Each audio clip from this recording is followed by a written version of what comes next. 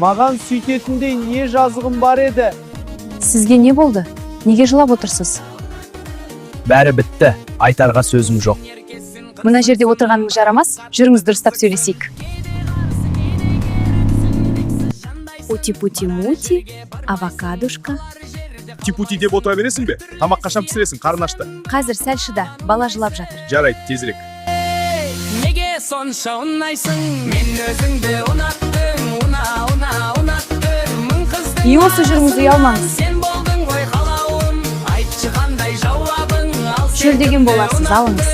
ұнаттың, ал сен кімді ұнаттың? Әкел баланы маған, чизбүжіңді дайында. Міне, қазір дайындаймын.